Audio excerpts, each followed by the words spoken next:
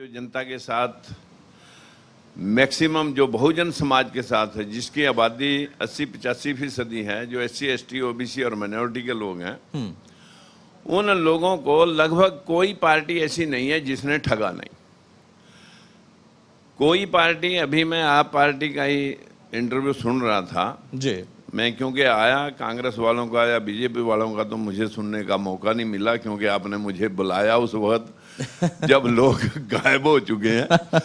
तो फिर भी जिसका मैंने सुना उसके बारे में मैं जरूर कहना चाहूँगा कि आम आदमी पार्टी वाला कह रहा था कि हमारा मॉडल दिल्ली में शिक्षा का, स्वास्थ्य का, पानी का, बिजली का, और पंजाब में भी वो अभी उदाहरण दे रहे थे, मैं तो उसी के ऊपर जो सुना मैंने उसी की रिप्लाई में के बारे में कहना चाहूँगा कि 5 लोकसभा सदस्य भेजे जाते हैं। उस तबके में से जिसकी इन्होंने वोट ली थी उनको तो सिर्फ पानी बिजली की फ्री की या 5 किलो दाने फ्री के बीजेपी वालों की तरफ से, उनको तो सिर्फ जैसे श्राद्धों में कुत्ते जमाते हैं इस तरह की परिस्थिति ये लोग स्थापित करने वाले जा रहे हैं। और ये लगभग सभी पार्टियों को हमने देखा, 50-55 साल तक कांग्रेस को भी देखा, 4 बार में 9 साल अब हो गए, और 17-18 साल तक बीजेपी को भी देख लिया, और इनको भी हम दिल्ली में और अभी अभी पंजाब में देख रहे हैं। जो आपने कहा था कि तनख्वाह देने तक के पैसे नहीं, आप फ्री की खैरात बांट करके केंद्र सरकार से पैसे मांगने गए, और वहाँ उन्होंने पैसे देने से जब रिफ्यूज किया और दिल्ली का बजट रोका आपकी फ्री सामान बांटने का, और ये कह रहे थे कि हमारा सर पे कर्जा नहीं है। हकीकत में हम उन जन भावनाओं के मुद्दों को, जिनके अंदर छुपा हुआ हिडन एजेंडा जो है इन पार्टियों का, वो सिर्फ और सिर्फ लोग लुभावन वायदे सुना करके ये लोग जनता को लूट रहे हैं। और उस लूटपाट में ऐसी व्यवस्था किसी भी पार्टी ने छोड़ नहीं रखी जिस पार्टी की हम बड़ाई कर दें और उसका समर्थन कर दें। हाँ, इतना जरूर कह सकते हैं कि आज 2 गठबंधन बीजेपी को हराने के लिए देश के अंदर तैयार हो रहे हैं, और उन गठबंधनों में आज उस वास्तविक एजेंडे की तरफ चल रहा है वो जो गठबंधन है। जैसे वहां पर स्टालिन के बेटे ने एक चर्चा की है कि, और खड़गे साहब के बेटे उसने भी बात की है, दोनों ने एक बात कही कि जब तक देश में अंधविश्वास, जब तक देश में पाखंड, जब तक देश में जातिवाद, ब्राह्मणवाद, जब तक वाद पे रहेगी, जातिवाद पे रहेगी, क्षेत्रवाद पे रहेगी, तब तक आम आदमी को, आपने बहुत अच्छे से सवाल किए कि जातिवाद को आप नकार नहीं सकते। जातियां पार्टियां को, लोगों को टिकट जातियों की संख्या देख करके देती हैं, लेकिन हमने हमेशा, अभी हमारे जो है ना पूरे, नॉट ओनली इन हरियाणा, मैं अभी अमरोहा में प्रोग्राम करके आया, कल मैं फिरोजाबाद में प्रोग्राम करके आया, उससे पहले मैंने महम में प्रोग्राम किया, अभी कैथल में प्रोग्राम किया। जब हम अंधविश्वास की बात करते हैं तो बहुत तिलमिलाहट होती है, उस व्यवस्था को जब हम चैलेंज करते हैं तो बहुत पीड़ा होती है, और उसके हमलावर हो जाते हैं लोग, जिसकी वजह से ये SC ST OBC लूट रहा है। अब सैनी साहब, सवाल इस बात का है ना कि जब आप कहते हैं कि स्टालिन ने उधर चर्चा शुरू की है, खड़गे साहब के सुपुत्र ने चर्चा शुरू की है, और आप भी कर रहे हैं, और आप हरियाणा से लेकर उत्तर प्रदेश के तमाम जगहों पर जाकर दौरा कर रहे हैं, सवाल सिर्फ जातियों का नहीं है। क्या जातियों का, OBC वर्ग का, उनका मुद्दा उठा रहे हैं, या आप सनातन का ही सीधे विरोध करना शुरू कर रहे हैं? क्योंकि इसके बीच में फिर खाई बढ़ जाती है। नहीं, मैं किसी आप बेसिक मुद्दे उठाइए। मैं किसी खाई की बात नहीं, जो मैं अभी वो आप पार्टी की बात कह रहा था कि जब लोकसभा के, राज्यसभा में सदस्य भेजने थे तो इनको और कोई दिखाई नहीं देता, सिर्फ अपनी जाति के या अपने वर्ग के ही लोग दिखाई देते हैं, और इनको निचले तबके में से कोई भी दिखाई नहीं दिया। ये सिमिलैरिटी की भावना की बात कर रहे हैं। और अब ये हरियाणा में भी पिछले चुनाव लड़े थे, जो अभी नगर परिषद और नगर निकाय चुनाव हुए उनमें भी लड़े थे, इनको पता लग गया होगा अपनी हैसियत का। लेकिन पोजीशन तो जो बीजेपी ने इस देश के अंदर नफरत का बाजार गर्म कर दिया है हिंदू मुसलमान के नाम से, जो अभी नू में और मणिपुर में जो कांड हुए, क्या ये हमारे देश की आम जो जनरेशन है, जो हमारे इन राजनीतिक दलों में बैठे हुए, चाहे कांग्रेस है, बीजेपी है, क्या इन लोगों को ये दिखाई नहीं दे रहा, जहां बहनों को नंगी घुमा दिया जाता है, जहां बंदे के ऊपर पेशाब कर दिया जाता है, इतने नफरत बीज दी गई है कि लोगों को रातों रात लड़कियों से रेप करके जला दिया जाता है। अगर हम इस व्यवस्था के कहीं ना कहीं इसको ढोरें तो फिर देश के अंदर जितने 33 करोड़ या 33 कोटि देवी देवता थे, सरस्वती की पूजा से ज्ञान मिलना था, लक्ष्मी की पूजा से धन मिलना था, दुर्गा पूजा से शक्ति मिलनी थी, सारी धन, सारी शक्ति और सारा ज्ञान हमारे भारतवर्ष में होना चाहिए था। जबकि यही देश कंगाल हुआ, और इसकी कंगाली का मूल कारण है ये अंधविश्वास, क्योंकि हजारों ऐसे साल के अंदर छोटे बड़े प्रोग्राम धार्मिक अनुष्ठान के तौर पर चलते रहते हैं, जिनमें गरीब से गरीब आदमी भी यूँ सोचता है कि यार चलो अच्छा खाना बना के अच्छे कपड़े पहन के एक दिन देख लूँ, अन्यथा उसके ऊपर पूजा पाठ में जो धन होगा, जो उसकी कमाई होगी गाढ़े खून पसीने की, उसको देश के अंदर इस एजेंडे के अंदर खींचा जा रहा है कि ये जन्म तो तेरा खराब हो गया, कम से कम अगला जीवन तो ठीक कर ले। अगला जीवन कैसे ठीक होगा? पूजा कर, पाठ कर, तीर्थ कर, व्रत कर, उपवास कर, तीर्थ यात्राओं पे जा, कावड़ें ढो, अगले जीवन में तेरे को स्वर्ग में मिल जाएगा। एक दिन मथुरा वृंदावन से 20-30 लोग मेरे पास यहाँ आए। मैंने उनसे सीधा सवाल पूछा कि आप मथुरा वृंदावन के लोग तो बड़े शास्त्रों के ज्ञाता हैं भाई, आप स्वर्ग नरक के बारे में जानते हैं, कृपया मेरे को भी बता दें, आप स्वर्ग और नरक, मैं भी चला जाऊं स्वर्ग नरक में। बोला जी बता देंगे। मैं कहा फिर पहले ये बताना पड़ेगा कि मैं पिछले जीवन में स्वर्ग में था कि नरक में। तो वो एक दूसरे के मुंह बोले जी ये पिछला नहीं बता सकते, अगला। मैं कहा जो हो लिया वो तो बता नहीं सकते, जो हुआ नहीं उसे कैसे बताएंगे आप? मैं कैसे मान लूँगा? जब मैंने उनसे ये सवाल किया, मैं कहा फिर मैं बता देता हूँ। बोले जी आप बताओ। मैं कहा अंडरस्टूड है कि मैं 70 साल का हूँ, 70 साल पहले मैं कहाँ था? अपनी माँ के गर्भ में। कहाँ से आया? बाप के मिलने से। उससे पहले मैं अपने बाप के स्पर्म में था। स्पर्म कहाँ से बने? खून से। खून कहाँ से आया? रोटी से। रोटी कहाँ से आई? अनाज से। अनाज कहाँ से आया? किसी अनाज के पेड़ पौधे से। अनाज का पेड़ पौधा कहाँ से आया? जब 5 तत्व मिलते हैं जिनको हम भगवान मानते हैं, जो सृष्टि के कण कण में जिनकी व्यापकता है, यहाँ हवा है दिखती नहीं, गर्मी है दिखती नहीं, मिट्टी पानी अगली अंतरिक्ष दिखता है। मैं कहूँ उससे पहले मैं मिट्टी में, पानी में, अग्नि में, वायु में और इस अंतरिक्ष ब्रह्मांड में था। जब पांचों तत्व किसी बरसात या खेत में पानी देने की वजह से मिले तो मैं पांचों तत्वों इकट्ठे होने से किसी अनाज के पेड़ पौधे या जीव जंतु के रूप में पैदा हुआ, उसमें आया, पेड़ पौधे में आया, उसके अनाज लगा, अनाज में गया, रोटी बनी, रोटी में गया, खून बना, खून में गया, स्पर्म बने, स्पर्म में गया, माँ बाप मिले, गर्भ में गया। मरने के बाद मैं जिस दिन मरूंगा तो उस दिन सबसे पहले हवा निकल जाएगी। हवा निकल गई तो शरीर तुरंत ठंडा हो गया और आदमी की मृत्यु हो गई।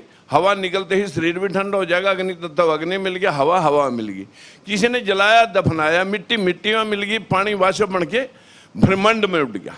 क्या कहेंगे आते हुए जब जला करके आएंगे कि भाई पंच तत्व में विलीन हो गया। जब पंच तत्व में विलीन हो गया तो पंडा पुजारी फिर नहीं खेड़ा छोड़ेगा, वो कहेगा नहीं ये तो शरीर मरा है, आत्मा जैसे कर्म करे हैं वैसे भुगतान करेगी, आत्मा नहीं मरती, आत्मा अजर अमर है। तो यहां पर जब मैंने उनसे पूछा कि पक्की बात है आत्मा अजर अमर है? बोले जी बिल्कुल 100%, आत्मा ने जैसे कर्म करे होंगे वैसे भुगतान करेगी, आत्मा अजर अमर है। मैंने कहा फिर जब देश आजाद हुआ तो आबादी 23 करोड़ थी, अब आबादी हो रही है 140 करोड़। मैं कहा 117 करोड़ आत्माएं कहां से आई? फिर जब हर आदमी में तुम एक आत्मा मानते हो, 117 करोड़ आत्माएं फिर कहां से आई? अगर आत्मा पैदा नहीं होती तो मुझे इसका सॉल्यूशन बताएं कि कहां से आई आत्मा। वो एक दूसरे के मुंह की तरफ देखने लगे। मैंने कहा मैं बताता हूं भाई, बाहर के लोग सभी मर गए होंगे, दूसरे देशों के बाहर की जो जनरेशन है उनकी आत्माएं भारत में प्रविष्ट हो गई, या ऐसा हो गया कि सारे जीव जंतु कीट पतंगे सब मर गए होंगे, उनकी आत्माएं व्यक्तियों में, इंसानों में प्रविष्ट होगी, ऐसा है क्या? बोले ना ऐसा भी नहीं है। मैंने कहा फिर कहाँ से आई आत्माएं अगर पैदा नहीं होती? मैं कहा मैं बताता हूँ, कल मेरे माँ बाप 2 थे, अब हम 6 बहन भाई हुए उनके, आगे हमारे बच्चों समेत 36 संख्या हो रही है। 5-4 पीढ़ियों में हम हो जाएंगे सैकड़ों, और पशुओं के पशु, मानसों के मानस, जानवरों के जानवर, परिंदों के परिंदे और सांपों के सांप, कुत्ते बिल्लियां कुत्ते बिल्लियां, यही नर मादा के मिलने से यहीं पैदा हो रहे, यहीं खत्म हो रहे, ना ये कहीं जा रहे, ना ये कहीं से आ रहे। ये जो भ्रम है देश को लूटने का, अंधविश्वास का, इसी से ये देश गरीब हुआ, इसी से ये देश भिखारी तो है। आप धर्म नगरी में बैठकर धर्म के खिलाफ? मैं धर्म नगरी में लोगों को, ये बच्चे आए, इनको ज्ञान की बात सुना रहा हूं, अगर ये समझ लाएंगे। मैंने कहा कि स्वर्ग क्या है? आपके घर में दाल रोटी का जुगाड़ ठीक है, समाज में इज्जत है, मुकदमे और बीमारी नहीं है, आपका घर गृहस्थी में समाज में इज्जत मान मर्यादा है, आपको नींद बड़ी आती है, तो आपका घर स्वर्ग, चाहे गरीब है चाहे अमीर है। उसकी बनिस्बत भाई भाई खून का प्यासा हो रहा, और या किसी को पैरालाइज हुआ और पड़े को कीड़े पड़ गए, और या मतलब किसी का एक्सीडेंट हुआ कोमा में चला गया, या ब्रेन हेमरेज हुआ, कोमा में पड़ा, ना मरा न जिया। इसी जीवन में स्वर्ग और नरक इंसान देखता है। ना आसमानों में कोई बापू आज तक बतान आया कि मेरे को सीट स्वर्ग में मिल गई, ना कोई जाकर देख सका कि मिल गई या नहीं मिली। स्वर्ग और नरक की कल्पना से इस देश को कंगाल और भिखारी बना। सैनी साहब, चर्चा मैं करूंगा तो बहुत लंबी हो जाएगी, क्योंकि आप जिस मोड़ पर चर्चा को ले गए हैं, अब आप कहते हैं कि स्वर्ग नहीं है, नरक नहीं है, धर्म नहीं है, जो भी अंधविश्वास है। अब अगर एक विशेष समुदाय के तरफ ये सवाल उछाल दिया जाए तो वो कहेंगे कि नहीं, बच्चे तो खुदा की नियामत होते हैं, वो तो आपकी बात नहीं माने, वो कहेंगे सब खुदा की ही देन है। तो आपके लिए बहुत आसान नहीं हो जाता है कि सनातन से जुड़ी संस्कृति से जुड़े कर्म धर्म, उन पर आपने सवाल खड़े कर दिए? अगर आप यही इस देश को, जब गौतम बुद्ध ने इस देश को सिंधु घाटी की सभ्यता के बाद 4000 साल तक यही अंधविश्वास चलता रहा। गौतम बुद्ध ने दुनिया को आगे संदेश दिया, जब उसने बौद्धिक ज्ञान, तर्क ज्ञान की बात कही कि चोरी, नशा, झूठ, अनैतिक व्यभिचार, बिना वजह हत्या, पंचशील, ये 5 बातें छोड़ करके मानव कल्याण के लिए काम कर। तो जिन जिन लोगों ने ऐसा किया, कबीर दास, रविदास, गुरु नानक देव, गुरु गोविंद सिंह, गुरु तेग बहादुर, ईसा मसीह, सोक्रेटिस, मोहम्मद पैगंबर मोहम्मद साहब, या मतलब गौतम बुद्ध, जैन मुनि महाराज, जितने भी हुए सब इंसान हुए, सब ने मानव कल्याण के लिए जिन जिन लोगों ने काम किया, उनको लोगों ने जीते जी महापुरुष, और मरने के बाद लोगों ने भगवान का दर्जा दिया। ये तो है भगवान की डेफिनेशन।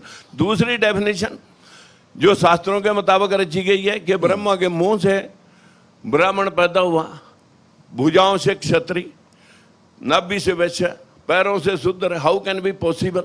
ये संभव कैसे है? कुंती के कान में बच्चा पैदा हो गया, आदमी गर्दन पे हाथी गर्दन लगा दी, 10-10 सिरों वाला रावण बना दिया। इस देश में कुशा से बच्चे पैदा हो गए। इस देश के अंदर, और तो छोड़िए, यहाँ मैल से भी बच्चे पैदा हो गए, यहाँ धरती में से भी बच्चे हल चलाते हुए बच्चे निकल आए। जो देश के सूरज नु निकलने वाला, जिसकी परिधि 13 लाख किलोमीटर की है सूर्य की, और 109 गुना पृथ्वी की परिधि से बड़ा है, उसको हनुमान निगल जाता है, तो फिर लंका पे जाने के लिए पुल बनाने की क्या जरूरत थी? जब 109 गुना पृथ्वी से बड़ा मुंह खुल सकता है, इधर से समाज सेना को बिठाता, पर जाकर छोड़ देता, और पुल बनाने की लोड़ ही ना थी। जब जो लोग इस चीज को देश में मान रहे। अभी आप लड़ाई किससे लड़ रहे हैं? कांग्रेस से, बीजेपी से, आम आदमी पार्टी से, या हिंदू धर्म से? हिंदू धर्म मैं श्रीमान जी अंधविश्वास के खिलाफ लड़ाई लड़ रहा हूँ। ये देश की मूल गरीबी है अंधविश्वास की, और इस देश में हर नेता, हर पार्टी अंधविश्वास और झूठे लोग लुभावने वायदे देकर के इन लोगों को मानसिक गुलाम बना करके इस्तेमाल करना चाहती है। 5 किलो दाने दे करके कि जिंदा तुम मरने तुम्हें देंगे नहीं, और जीने जोगा छोड़ेंगे नहीं। वोट पाओ, रोटी खाओ और वोट पाओ। ठीक है, अब जितनी बातें आपने बताई हैं, इनका हरियाणा की राजनीति से क्या लेना देना है, जिससे आपको लगता है कि ये बातें आप बता के आप राजनीति को बदल देंगे हरियाणा की? इस धर्म नगरी में मैं बैठा हूँ, ये धर्म नगरी कुरुक्षेत्र है। यहाँ कोई इंडस्ट्री नहीं, यहाँ सारे बाबे ही हैं। इस सारी धर्म नगरी में कोई फैक्ट्रियां नहीं चल रही, अंधविश्वास ही चल रहा है। अगर सही मायने में देखा जाए, गौतम बुद्ध ने दुनिया को संदेश दिया। जनेवा में अभी पिछले फरवरी में विश्व धर्म सम्मेलन हुआ। बुद्ध ने पंचशील का विश्व ने अनुसरण किया। 195 मुल्क है यूएनओ के सदस्य, जिनमें से लगभग 80-85 मुल्कों में बौद्ध विचारधारा है। क्या थी बौद्ध विचारधारा? उसको खंडित करने के लिए पुष्यमित्र शुंग ने, क्योंकि बुद्ध ने जब यहाँ पर 16 गणराज्यों में बौद्धिस्ट पैदा किए तो चंद्रगुप्त मौर्य ने सबको जोड़ करके अखंड भारत का निर्माण किया। जब बिंदुसार ने उसे विस्तार दिया और अशोक सम्राट ने उसे विश्वव्यापी बना दिया। आज अशोक सम्राट की स्टैंप हर नोट पे है, हमारे तिरंगे झंडे के अंदर धम्मचक्र है, हमारे देश की पार्लियामेंट के ऊपर उसका चिन्ह लग रहा है। उस अशोक सम्राट ने कलिंगा युद्ध में ज्यादा रक्तपात बहने की वजह से हृदय परिवर्तन हुआ और बौद्ध धर्म की प्रचार प्रसार में उसने पूरा जीवन लगाया और युद्ध ना करने का संकल्प लिया। उसके बाद उस वंशावली में 7 राजा और हुए। आखिरी राजा बृहदत्त मौर्य के दरबार में एक मनुवादी पुष्यमित्र शुंग, जब आप हिस्ट्री पढ़ेंगे भारत की, उस हिस्ट्री में उसका नाम आ जाएगा। उसने अपनी लड़की की शादी बृहदत्त मौर्य के साथ करके और सेनापति का पद ले लिया और सेनाएं अपनी भर ली और बृहदत्त मौर्य का कत्ल कर दिया। फिर उसे लगा कि यह मौर्य ज्यादा है, यहाँ कहीं गदर ना फैल जाए। उसने राजधानी 184 ईसा पूर्व पटना मगध से उठा करके अयोध्या बसाई। अयोध्या में आके उसने कहा, मैं भगवान राम विष्णु का अवतार और मैं इन दुष्टों का राज खत्म करने के लिए आया हूं। ये 10 राजाओं की जो वंशावली है, जो रावण बनाया जाता है, वो 10 सिर उन 10 राजाओं की वंशावली के, जिसको दुष्टों का, जिसको राक्षसों का राज बताया गया, उस राज को विश्व मान रहा। यहाँ पर सारे बौद्धिस्ट काट दिए गए। जो बचे वो चीन में, राजकुमार सैनी सर, हाँ, जो चीन में, रूस में, जापान में भाग गए। जहां जहां बौद्धिस्ट गए, बौद्धिस्ट का मतलब है बुद्धि से, जहां जहां बुद्धिस्ट गए, जहां जहां बुद्धि गई, वहीं वहीं तरक्की है। आज विश्व में 70% टेक्नोलॉजी कल जापान की है। उसमें जापान ने उसकी मल्टीप्लाई कर करके चाइना ने पूरे विश्व बाजार पे कब्जा कर लिया। हम यहाँ पत्थरों पर सर फड़वा रहे हैं। लोग चांद पे जाके जो है ना, हमारी बात को आगे एस्टेब्लिश करके इतनी टेक्नोलॉजी पैदा कर दी। मेरे हाथ में और आपके हाथ में ये टेक्नोलॉजी का सौदा है जिसपे हम बोल रहे हैं। तो हम चांद पे नहीं गए क्या? हैं? हम चांद पे नहीं गए। हम चांद पर गए टेक्नोलॉजी से। मंदिर से पचा के देख लो। नहीं तो ऐसा तो नहीं है ना कि हमारे पास पचा के देख लो। हमारे पास टेक्नोलॉजी नहीं है क्या? हो तो जाओ। हमारे पास टेक्नोलॉजी नहीं है। टेक्नोलॉजी से गए। अगर टेक्नोलॉजी ना एडॉप्ट करें तो मैं और आप बात यही तो खूबसूरती है ना हमारे देश की, कि हमारे यहाँ संस्कार भी है, संस्कृति भी है, तकनीकी भी है। और रही बात, आपने कहा कि मंत्रों से नहीं, तो अगर मंत्रों का कैलकुलेशन आप करेंगे तो जो चंद्रमा पर आज जाके कैलकुलेशन करने की कवायद हो रही है, बहुत पहले उसका हमारे तमाम वेदों में जिक्र है। आप तो अनुभवी व्यक्ति हैं। मैं लौट कर आता हूँ जरा राजनीति पे। सुप्रीम कोर्ट में लिखा हुआ है, समय की पाबंदी है।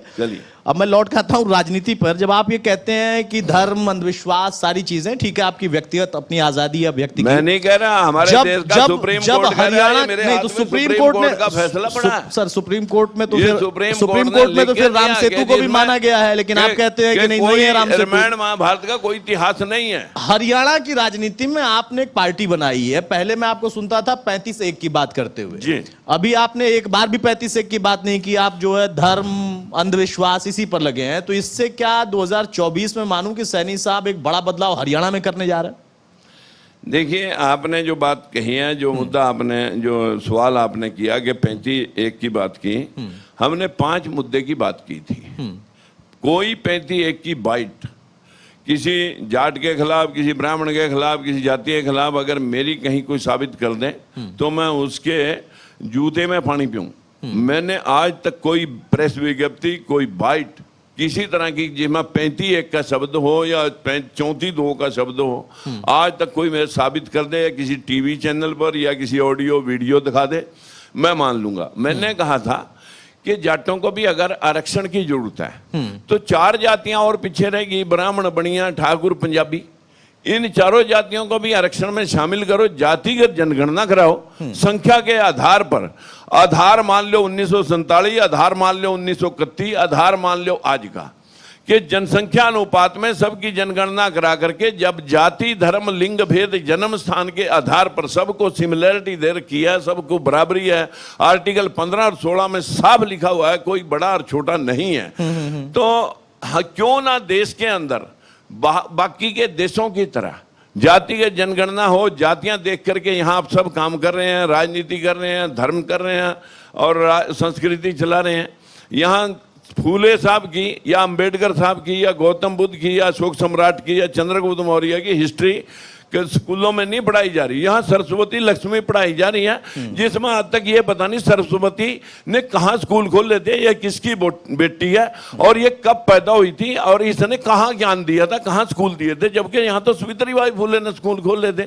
तब ये लोग आज शिक्षा पा करके बराबर बैठे हैं, लेकिन उनको सिलेबस में नहीं लिया गया। सिलेबस में क्या लिया जा रहा, जिससे हमारे देश का बच्चा बच्चा आज भी अंधविश्वासी पैदा हो और ठीक है, उसको अंधविश्वास के ऊपर जो श्रद्धा का नाम दिया, आस्था का नाम दिया, आस्था पे सवाल नहीं, क्योंकि अगर आस्था पे सवाल करेंगे तो पतलून उतर जाएगी। ठीक है, चलिए, बड़े बेबाक तरीके से अपनी बात राजकुमार सैनी साहब रखते हैं, लेकिन आज मुझे भी कुछ एहसास हुआ कि राजकुमार सैनी जो कि घोर पॉलिटिकल व्यक्ति थे, लेकिन इस वक्त लड़ाई उनकी शायद अंधविश्वास से चल रही है। पॉलिटिकल सक्रियता उनकी बरकरार तो है, लेकिन चुनाव के दौर में वो कितना अहम किरदार निभाएंगे ये भविष्य तय करेगा। एक छोटा सा ब्रेक हम यहां पर लेंगे, लेकिन आगे सेशन जारी रहेगा।